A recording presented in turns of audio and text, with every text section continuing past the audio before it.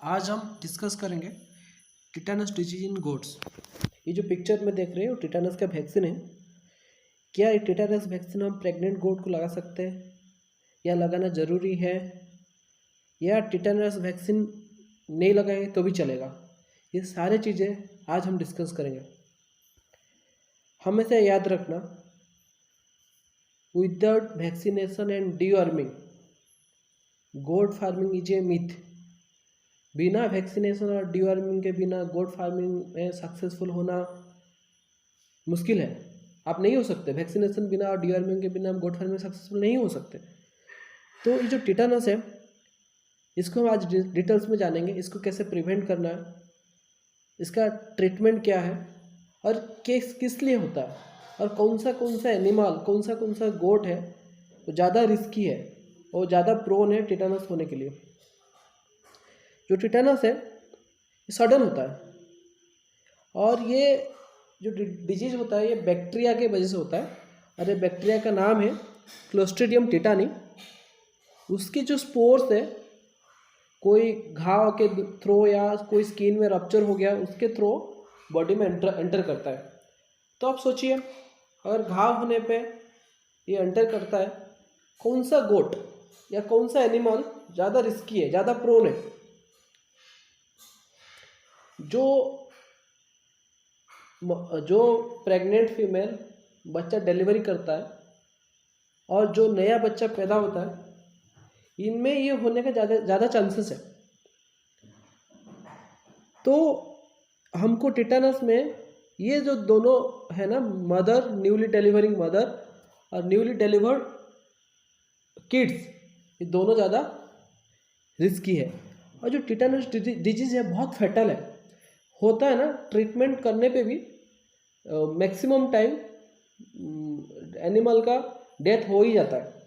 तो इसलिए हमको इसको प्रिवेंट करना ज़रूरी है, इसको हम वैक्सीनेशन के थ्रू प्रिवेंट करना ज़रूरी है। और ये जो टिटेनस में फार्मर को क्या क्या इकोनॉमिक लॉस होता है, आप देखिए, एक फीमेल को वो 5 महीने तक खाना पीना खिलाया, 5 महीने के बाद उसको बच्चा जो मिला, 5 महीने के जो बच्चा मिला उसका डेथ और मदर का डेथ दोनों हो जाता अगर, तो फार्मर को कितना इकोनॉमिक लॉस होता है। अगर हम एक वैक्सीन कर देंगे, ये जो इकोनॉमिक लॉस को हम प्रिवेंट कर सकते हैं। उसके साथ साथ ये जो फार्मर के जो मोरल के ऊपर ना बहुत बड़ा असर डालता है। तो मैक्सिमम लोग क्या करते हैं ना, फार्मिंग बंद कर देते हैं।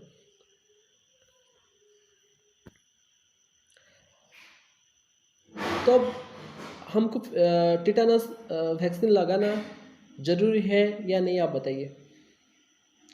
इसमें एक क्वेश्चन आता है, क्या हम प्रेग्नेंट एनिमल को टिटेनस वैक्सीन दे सकते हैं? प्रेग्नेंट गोट को टिटेनस वैक्सीन दे सकते हैं?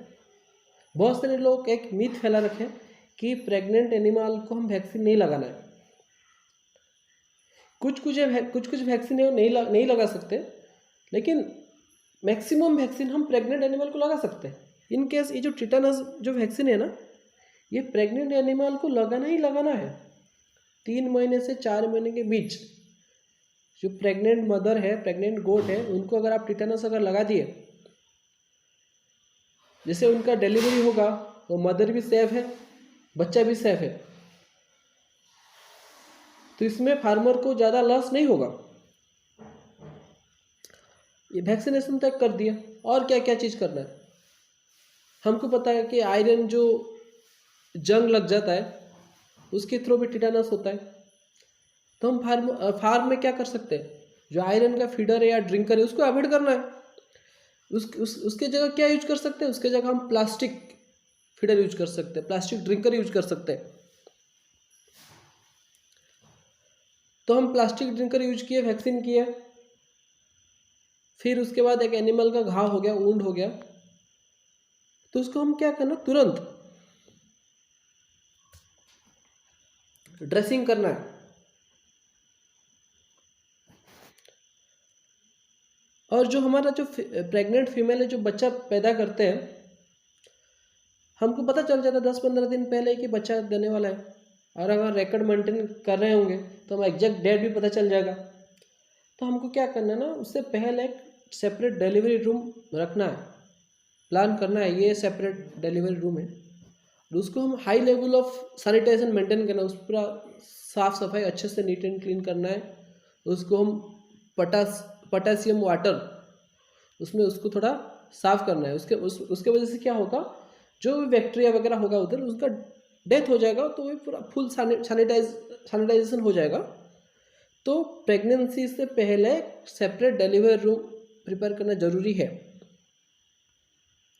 ये देखिए पिक्चर में आप देख सकते हैं, मदर और किड्स दोनों अलग ही रह रहे हैं। हम वैक्सीन किए, वैक्सीन करने से तो नहीं होगा, अगर हम वैक्सीन किए नहीं, गलती से छूट गया, उसके बाद टिटेनस हो गया, तो उसको ट्रीटमेंट क्या कर सकते हैं। पहले हमको डिजीज़ को पहचानना है, ये टिटेनस है या कौन सा डिजीज है। तो पहले हमको डिजीज पहचानना है। कैसे पहचान सकते हैं? पहले हम सस्पेक्ट करेंगे कि जैसे कोई मदर न्यू डिलीवरी किया है, वो ज़्यादा सस्पेक्ट है, या कोई किड्स न्यूली डिलीवर्ड हुआ है, वो ज़्यादा सस्पेक्ट है। उनके केस में अगर कोई सिम्टम्स दिखाई देता है टिटेनस का, तो उनको तुरंत एक्टिवली ट्रीटमेंट करना ज़रूरी है। तो इसमें ये क्वेश्चन मार्क आता है, टिटेनस का सिम्टम्स क्या है। टिटेनस का एक पिकुलर सिम्टम है कि उनका जो जॉ है, जिसमें वो टीथ जो जहाँ पर जॉइंट है ना टीथ का, वो लॉक हो जाएगा, तो उनका मुंह ओपन रहेगा, वो बंद नहीं कर सकते।